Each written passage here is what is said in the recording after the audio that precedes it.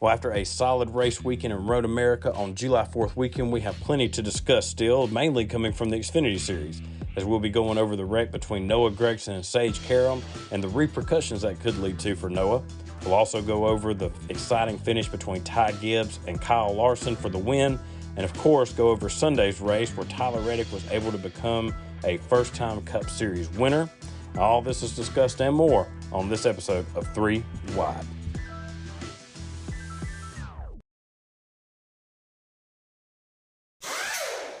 So starting off this race weekend, we had the Xfinity Series kick things off from Road America. You had Kyle Larson and Ty Gibbs on the front row, and it was a relatively quiet race until lap 26. At this point, Kyle, he had led most of the race. He was pretty dominant, but Ty Gibbs, he was able to lead some laps off and on throughout the race. But then we had the big wreck between Sage Karam and Noah Gragson. And going back and watching the replay on a restart, both drivers were inside the top 10. And Karam, he did make some aggressive moves to pass Noah, but there was no real contact on the first pass that I saw. But then going into turn one, Noah tries to pass Karam again and goes on the inside of him. And there was some contact, whether it's a mixture of Noah, kind of trying to cut the corner short to get around Sage, or Karam trying to protect himself. He moves further to the inside to kind of hold off Noah, but there was some contact from him. And I believe it was the next corner they go through. You had Sage on the inside, Noah on the outside, and there was more contact as Sage sent Noah off tracks, with his left side tires into the grass. At that point, they were on a straightaway coming out of that corner, and Noah pretty blatantly spun out Karam on the straightaway, led to a big wreck, some hard hits for drivers like Mike Snyder, Tyler Reddick, Brandon Brown, Landon Castle. Brandon, he got out of the car and went and sat next to the wall, said it knocked the breath out of him. And, it was pretty uncalled for wreck. I understand if Noah's upset, there's a time and place, I guess, to retaliate, whether you want to do it going into a corner on a place like a road course, kind of as they're going into the corners, hit them in the rear and kind of send them off track, or just wait till after the race and meet with them afterwards, which Noah has done before with other drivers.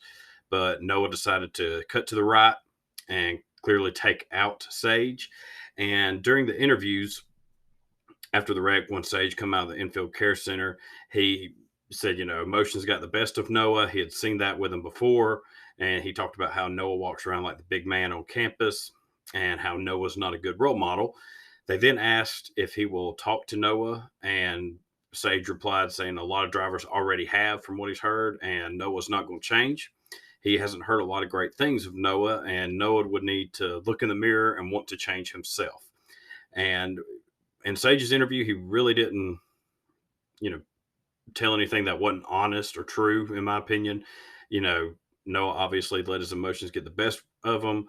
And Noah has had these incidents before where he just kind of snaps. He does, something gets in his head or he gets upset about something and he just does things like this.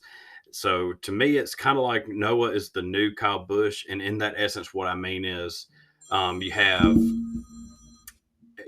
when Kyle had really first started driving the 18 car for Joe Gibbs, every year it seemed like they would talk about how this is a new Kyle. Kyle's matured. Kyle's a completely different person. And then Kyle would go out and be Kyle and, flip his lid, wreck somebody, go off in an interview, whatever it was. And it seems like Noah's kind of fitting into that role, where it looks like he has matured throughout this year. It was a relatively quiet season for him compared to a couple seasons past. And this happens, and Noah just kind of goes right back into his role and causes a huge accident. And then in his interview after the race, Noah said he guesses Sage, talking about Sage's comments, he said he guessed he forgot the 3 times he doored them, sent them off the track, and Noah was sick and tired of it. Noah said he's fighting for a championship and he was tired of getting hit. Yeah, he went on to say he started it, and Noah said Sage started it and Noah finished it. He took responsibility and said he hated, people's stuff got torn up. but this interview with Noah did not come across well to me. It seemed like he was just kind of mumbling throughout it. Even when he said he hated people's stuff got tore up, he kind of played it off like, but it is what it is. I wasn't taking any more of it. And oh, well, it is what it is.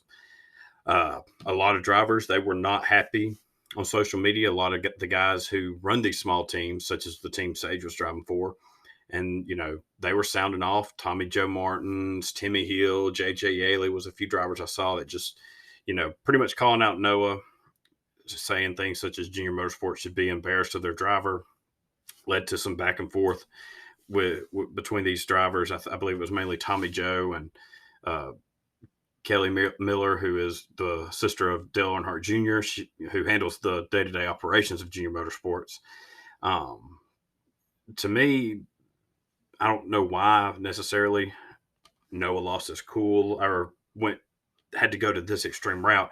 On these road courses, there's always a lot of contact at these races, especially on restarts, going into corners, because the field can get spread out. So everybody's trying to get the most that they can, whatever position they can gain. And you had Sage up there racing in the top 10 and looking like a pretty solid car, looking like he was pretty stout.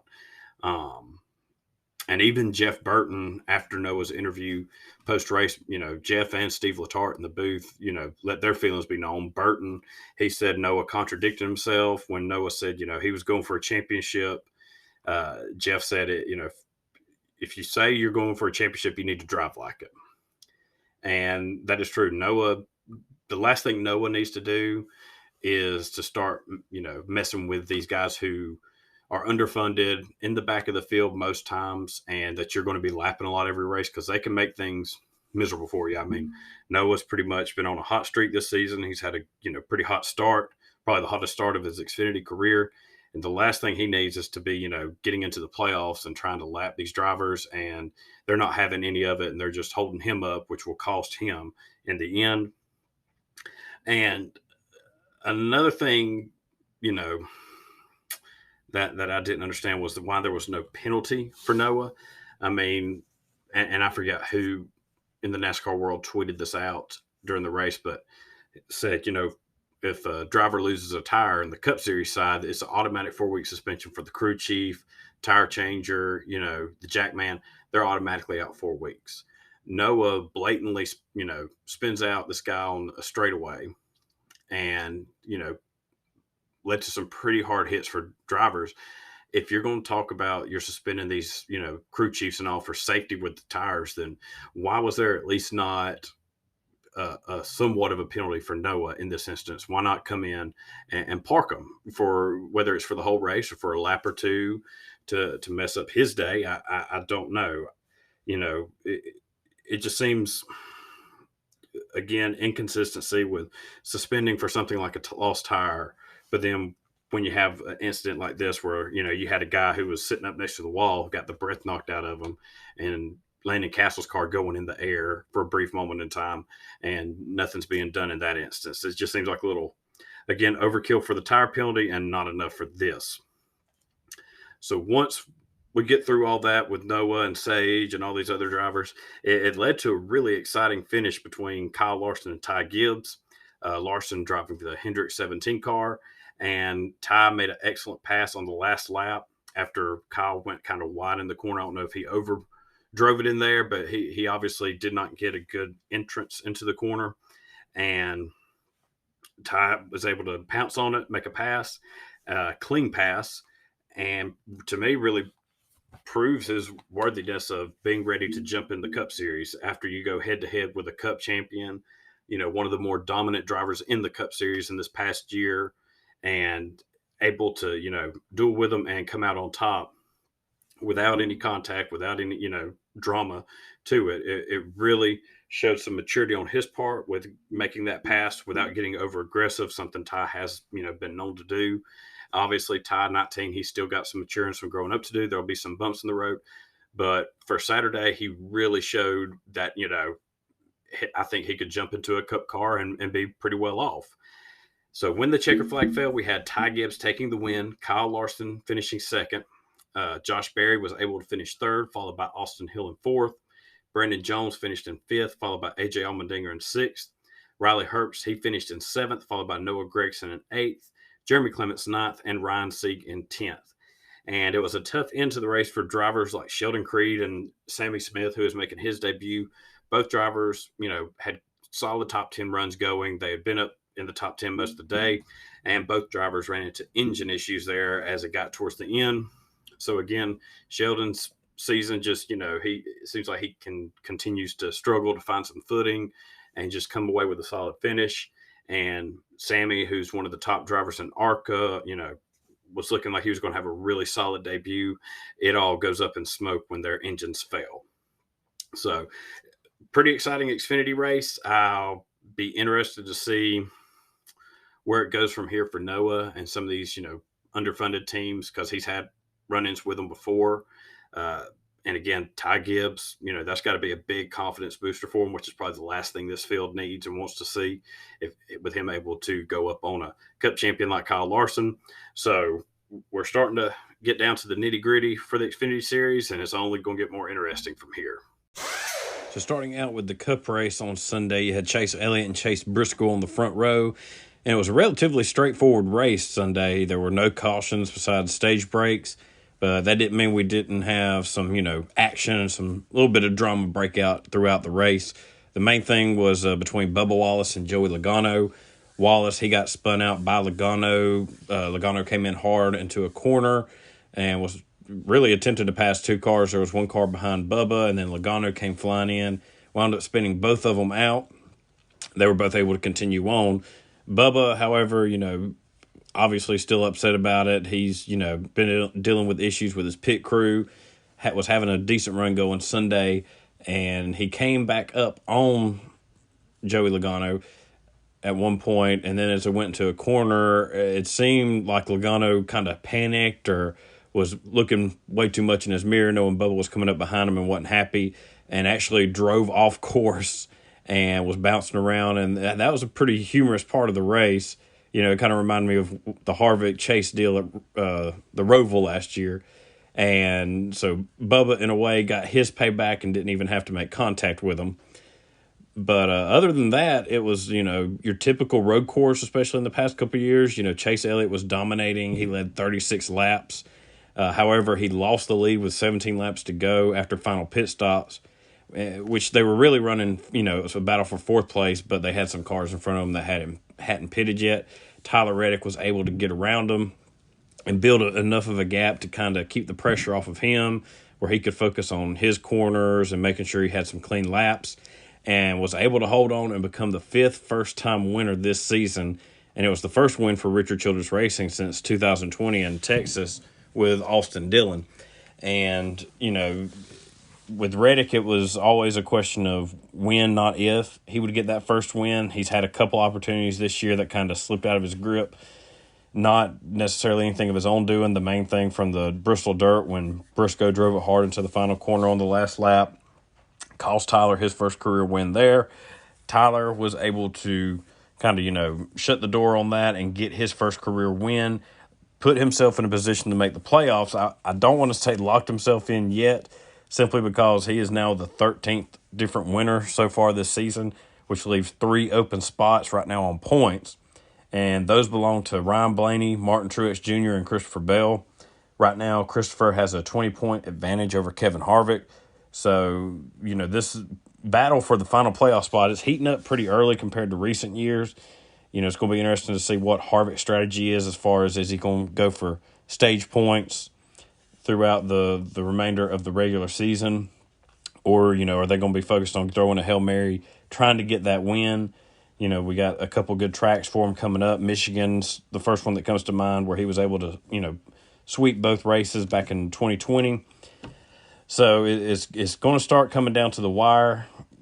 There's a lot of drivers, that haven't won yet, like Blaney, like Truex, Christopher Bell.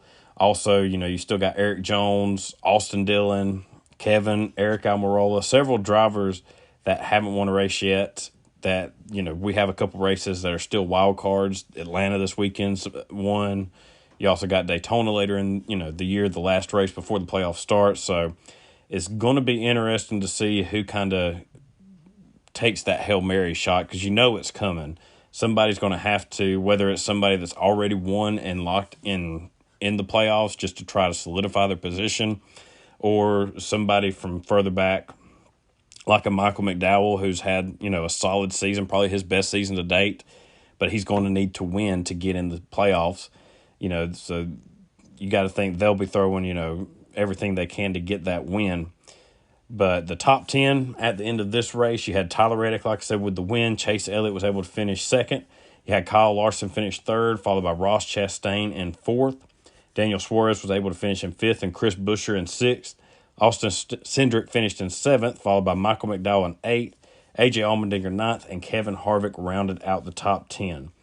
So, again, it looked like it was going to be another Chase Elliott-dominated road course. Tyler able to break through and get that first career win, get that monkey off his back. And it'll be interesting to see because he's had a lot of speed this season.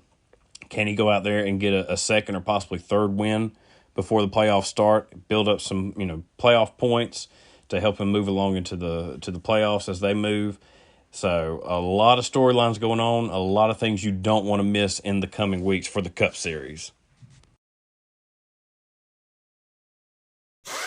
Now, before we get into talking about this upcoming weekend's races, we have our spotlight section where we go over drivers who may not have come home with the trophy and the big check. However, they were able to have a solid day, overcome any adversity, or maybe they were driving in some underwhelming equipment, but able to make the most of it and get a solid finish.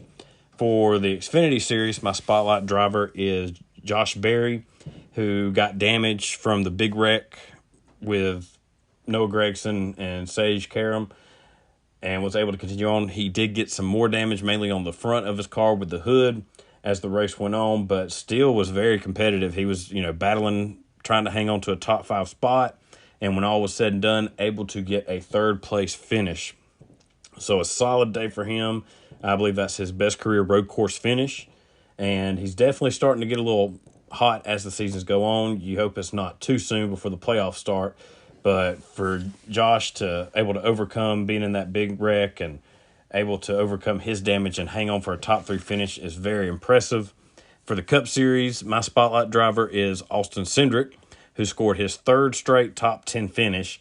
And he's had a very solid past month. The only finish outside of the top 10 was an 11th place finish this past month. So he's definitely starting to, get some momentum, get some confidence about him. And the schedule is going to be setting up real nicely for him, I think, to come away with some more points, maybe even sneak through and get a win, as consistent and as well finishing he's been these past few weeks. You got Atlanta coming up this weekend. Michigan's a track not to sleep on for him. And, of course, Daytona, the regular season ending race. So Cindric, he's starting to heat up, putting some consistent finishes in his column. And that is exactly what he needs if he wants to get through that first round of the playoffs. And looking ahead, as I mentioned, you have the Atlanta race for the Cup and Xfinity Series. And the big question is, what will this race look like compared to the race in March? They've been racing in the summer at Atlanta the past couple seasons. However, this will be the first time with this package they have with the super speedway style racing. It's going to be hot, slick, Georgia in the summer. Are we going to see more wrecks, drivers getting out of shape, spinning out, possibly a big one? It's going to be another challenge for them, not just the heat, but also handling the cars and in this big pack. And that's for both the Xfinity and the Cup Series. So William Byron, he came away with the win earlier this season. But, you want to talk about upsets. You had Corey LaJoie able to finish 5th after getting spun out in that race in March. So it is possible. This could be a upset weekend or a chance for somebody who normally doesn't have, solid chances at wins through the rest of the schedule. Could we see a Corey LaJoie or a Michael McDowell kind of sneak through and get that win? Because the super speedway style racing is definitely their strong suit. And then you have the Truck Series will be racing at Mid-Ohio Saturday, and this will be the next to last regular season race for them. So right now, everybody looks to be in pretty good shape unless something goes horribly wrong for Matt Crafton. He looks to be a pretty good shot at getting in on points for the Truck Series, barring a new winner, someone below the cut line like a Matt DiBenedetto or a Derek Kraus. So not a whole lot of points drama, but if somebody from below that cut line sneaks through and gets a win, it will definitely tighten things up for that truck series before the playoffs start after the next race. And that will wrap up this week's episode of 3 Wide. As always, I appreciate you for joining me and listening along. If you haven't already, be sure to hit that subscribe button. And if you have subscribed, be sure to leave me a review, whether you listen to your podcast from Apple, Stitcher, Google, or Spotify. You can also find my show at anchor.fm/3wide3. Hope everyone has a good rest of their week, and we'll catch back up same time next week after the exciting races coming to us from Atlanta and Mid-Ohio.